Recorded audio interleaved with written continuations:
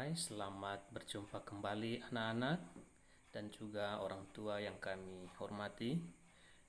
Pada hari ini kita mulai kembali kegiatan belajar daring dan sebelumnya Pak Guru mengucapkan selamat tahun baru, selamat memulai semester yang baru.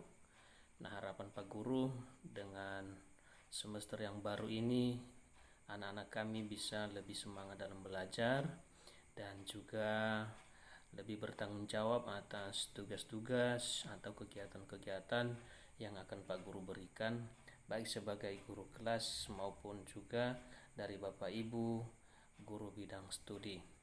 Nah, semoga kendala-kendala yang ada di semester 1 itu tidak terulang lagi di semester 2 ini. Mari anak-anak lebih peduli dengan tugas-tugas dan juga tetap menjaga kesehatan sehingga kita nanti pada waktunya bisa melakukan kegiatan belajar tatap muka. Anak-anak, mari buka buku paket tema 6 kita masing-masing. Kita mempelajari tema 6 subtema 1 pembelajaran yang pertama. Yang kita bahas hari ini adalah bahasa Indonesia dan IPA. Adapun tujuan pembelajaran kita yang pertama adalah dengan menuliskan kata-kata kunci yang ditemukan dalam tiap paragraf bacaan, siswa mampu meringkas teks eksplanasi pada media cetak secara tepat. 2. Dengan membuat kesimpulan bacaan, siswa mampu menyajikan ringkasan teks secara tepat. 3. Dengan melakukan percobaan tentang bagaimana sumber energi panas dapat menyebabkan perubahan, siswa mampu menerapkan konsep perpindahan kalor dalam kehidupan sehari-hari secara bertanggung jawab.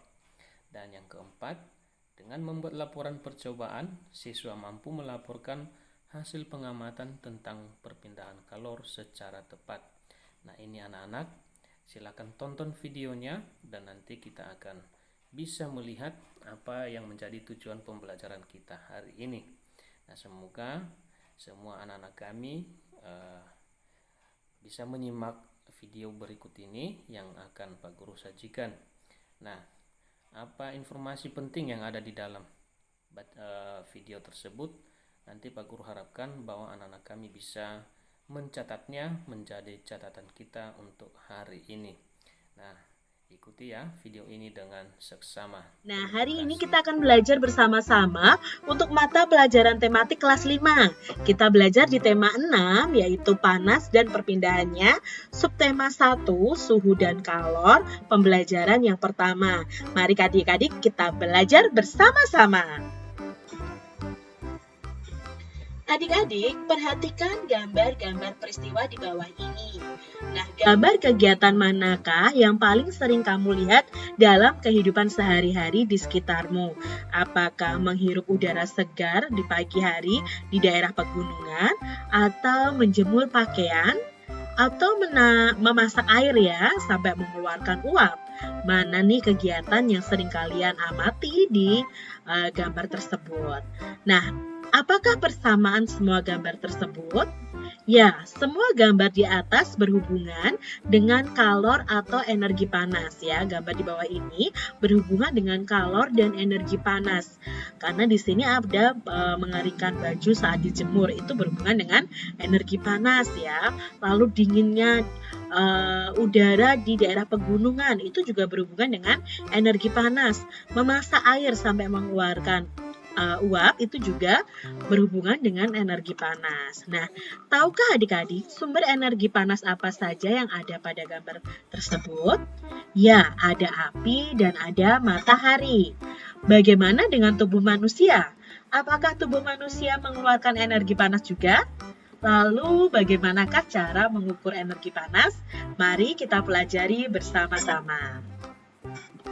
Sumber energi panas. Nah, di sini ada bacaan yang berjudul sumber energi panas.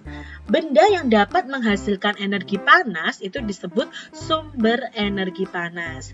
Sumber energi panas dapat kita jumpai di alam. Salah satunya adalah matahari. Nah, matahari ini merupakan sumber energi panas terbesar loh adik-adik di bumi. Semua makhluk hidup memerlukan energi panas matahari. Energi panas matahari membantu proses pembuatan makanan pada tumbuhan yang disebut sebagai proses fotosintesis. Nah, makanan yang dihasilkan dari hasil fotosintesis menjadi sumber energi bagi makhluk hidup lainnya, termasuk manusia yang memakan tumbuhan tersebut, adik-adik. Energi panas matahari dapat menerangi bumi sehingga udara di bumi itu menjadi hangat. Dalam kehidupan sehari-hari, energi panas matahari itu dimanfaatkan dalam berbagai kegiatan manusia. Misalnya nih adik-adik, panas matahari itu digunakan untuk mengeringkan padi setelah dipanen, mengeringkan garam, mengeringkan ikan asin, dan bahkan untuk mengeringkan pakaian yang basah. Cobalah kamu gosokkan kedua tanganmu selama 1 menit adik-adik. Seperti ini. Apa yang adik-adik rasakan? Nah, pasti kalian merasakan panas ya. Sekarang ambilkan sebuah mistar atau penggaris plastik. Kemudian gosok-gosokkan pada kain yang kering selama 2 menit. Setelah itu kalian bisa sentuh permukaan mistar atau penggaris tersebut. Apa yang kalian rasakan? Nah, setelah kamu melakukan 2 kegiatan tersebut, apakah kamu merasakan panas? Ya, adik-adik, energi panas itu dapat dihasilkan ketika terjadi gesekan antara 2 benda. Pada kegiatan di atas, gesekan antara kedua telapak tanganmu dan gesekan antara mistar dengan kain itu dapat menimbulkan energi panas. Selain matahari dan gesekan antara 2 benda, energi panas juga dapat diperoleh dari api. Nah, pada zaman dahulu nih adik-adik, orang itu belum mengenal korek api ya. Orang mendapatkan api itu dengan cara menggosokkan 2 buah batu yang kering, ya seperti ini, sampai keluar percikan api. Selain itu, nenek moyang kita itu dahulu juga menggunakan kayu kering, lalu digosok-gosokkan dengan tanah yang kering sampai keluar api. Ternyata gesekan 2 benda antara 2 batu kering dan gesekan antara 2 kayu kering dapat menghasilkan energi panas berupa api. Saat ini, api mudah dihasilkan dari korek api dan kompor. Nah, pada zaman dahulu karena belum ada korek api dan kompor, manusia itu menggesek-gesekkan batu atau kayu kering sehingga menghasilkan api adik-adik. Nah, bacaan ini bersumber dari Aprilia BSI IPA kelas 4 dengan penyesuaian.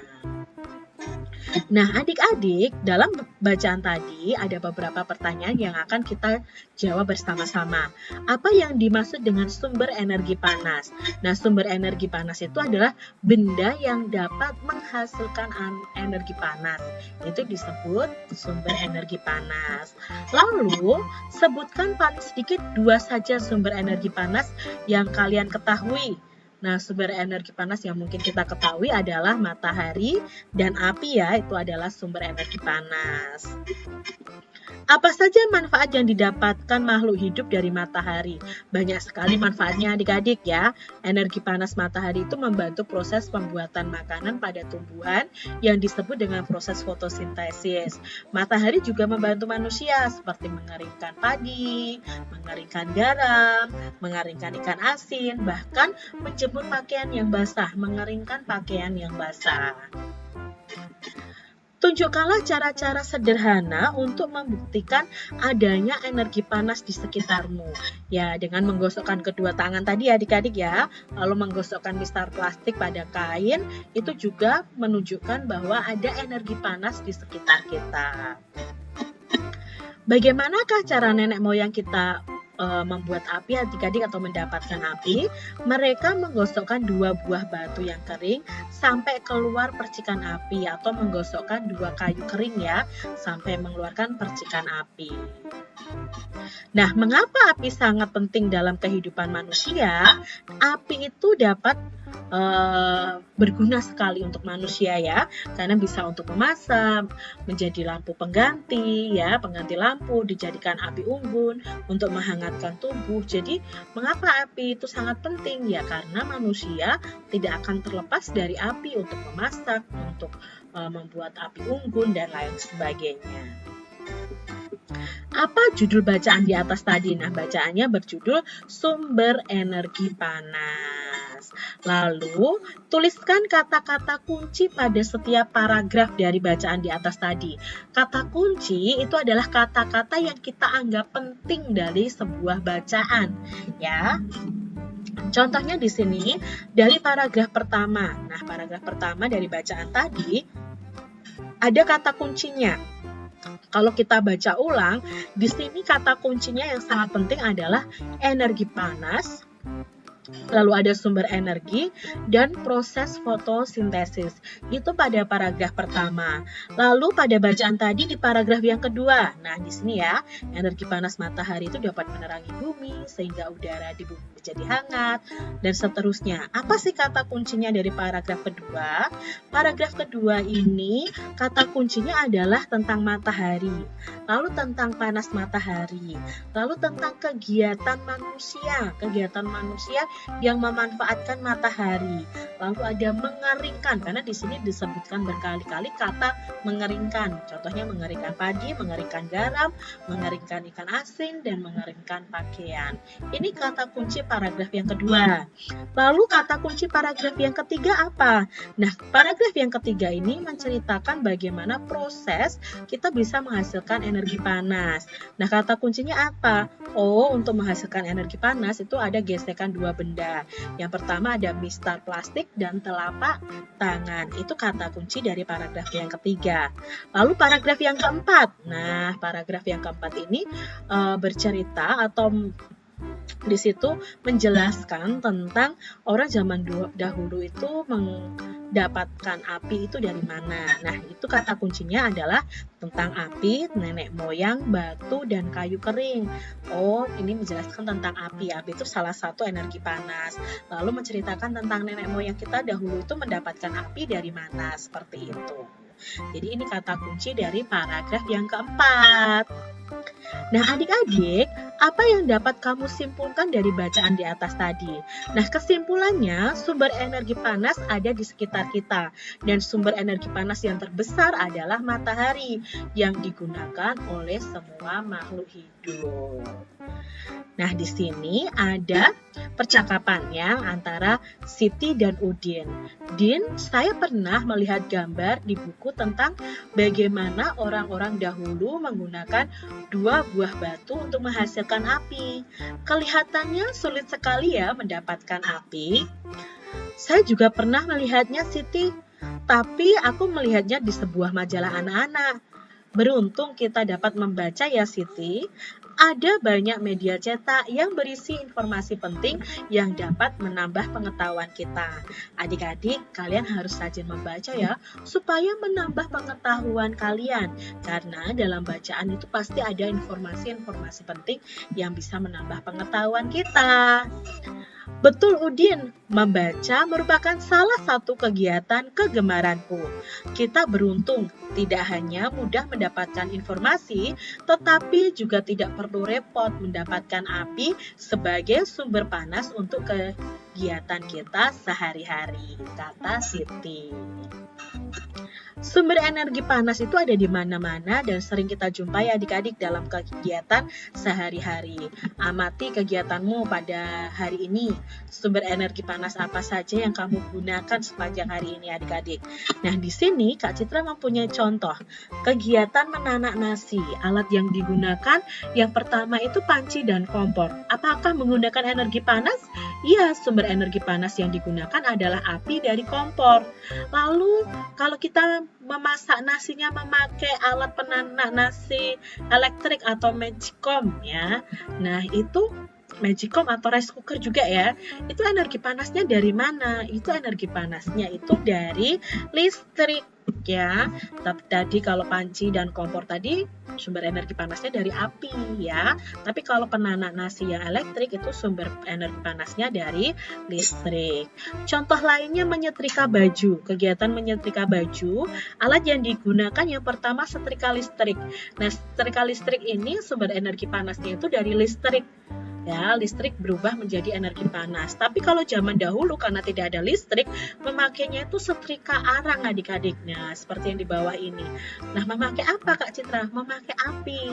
Jadi kalian akan zaman dahulu itu membakar seperti arang atau kayu gitu ya, yang sudah jadi arang dimasukkan di dalam setrika ini adik-adik. Nah, arangnya itu masih ada apinya ya, masih membara seperti itu. Nanti ini akan panas. Nah, ini bisa digunakan untuk menggosok baju atau menyetrika baju. Contoh lainnya ketika memasak air. Nah, memasak air, alat yang digunakan panci dan kompor. Otomatis sumber energi panasnya ya dari api, dari kompor tersebut. Tetapi sekarang ada alat yang lebih canggih lagi, yaitu kettle listrik atau teko listrik. Nah, sumber energi panasnya berasal dari mana? Ya dari listrik ya, hanya cukup dicolokkan, nanti teko atau kettle listrik ini akan panas dan membuat air di dalamnya mendidih, seperti kita memasak air di dalam panci dengan kompor. Kita hanya menggunakan sumber energi panas dari api kompor. Nah, adik-adik, matahari merupakan salah satu sumber energi panas yang paling besar di muka bumi. Energi panas matahari dapat menyebabkan peristiwa perubahan di alam yang mudah kita lihat dan kita amati.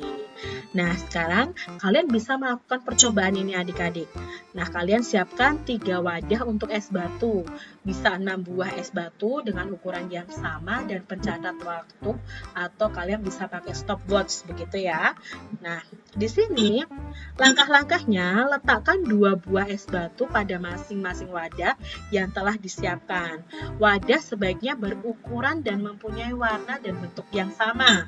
Lalu, letakkan satu wadah di luar kelas atau di luar rumah kalian di bawah sinar matahari. Nah, wadah kedua diletakkan di atas meja di dalam kelas atau di dalam rumah kalian. Dan wadah ketiga itu dimasukkan di dalam lemari atau tempat yang terlindung dari sinar matahari. Nah, kalian bisa mengamati, mengukur, dan mencatat waktu yang diperlukan untuk masing-masing es batu ini mencair sampai benar-benar mencair. Mana yang lebih cepat mencairnya? Apakah yang ada di luar ruangan atau di dalam ruangan di atas meja atau di dalam almari? Nah, dari percobaan itu ada beberapa pertanyaan. Bagaimana ukuran es batu pada ketiga wadah tersebut? Ya, ukurannya pada awalnya memiliki ukuran yang sama ya adik-adik ya. Lalu, manakah es batu yang akan mencair terlebih dahulu? Nah, kalau kalian sudah melakukannya, yang mencair terlebih dahulu adalah es batu yang diletakkan di luar ruangan yang tepat di bawah sinar matahari, karena langsung terkena panas matahari. Jadi mencairnya itu lebih cepat adik-adik. Mengapa mencairnya lebih cepat? Ya, matahari sebagai sumber panas dapat menyebabkan perubahan es berubah menjadi air. Nah, ketika es berubah menjadi air, itu disebut mencair. Itu membutuhkan panas. Lalu, dapatkah kamu menarik kesimpulan dari kegiatan di atas? Nah, kita bisa menarik kesimpulan bahwa sumber energi panas dapat menyebabkan perubahan pada benda. Nah, pada kegiatan di atas terjadi perubahan dari benda padat yang awalnya es batu menjadi benda cair atau air, dan prosesnya disebut mencair. Nah, demikian tadi adik-adik pembahasan kita di tema 6, subtema 1, pembelajaran yang pertama. Semoga video pembelajaran ini bermanfaat untuk adik-adik semuanya. Nah, anak-anak, bagaimana pemaparan materi kita hari ini? Menarik bukan? Nah, untuk selanjutnya, Pak Guru memberikan kesimpulan apa yang telah kita bahas ini. Yang pertama, bahwa dalam menyimpulkan bacaan itu, kita harus mengetahui kata kunci dalam setiap paragraf. Dan yang kedua, bahwa hari ini kita jadi tahu apa itu sumber energi panas, dan bagaimana sumber energi panas itu dapat memengaruhi suhu suatu benda. Nah, supaya jangan penasaran, tolong dicoba ya praktik tentang pencairan es batu tadi yang sudah disampaikan di dalam video ya. Jadi ada yang es batu dengan ukuran yang sama besar diletakkan di bawah matahari di dalam ruangan dan yang terakhir di dalam lemari. Nah, dengan pengukuran waktu yang tepat, anak-anak kami akan mengetahui bagaimana pengaruh suhu atau panas terhadap suatu benda. Itu saja, terima kasih, selamat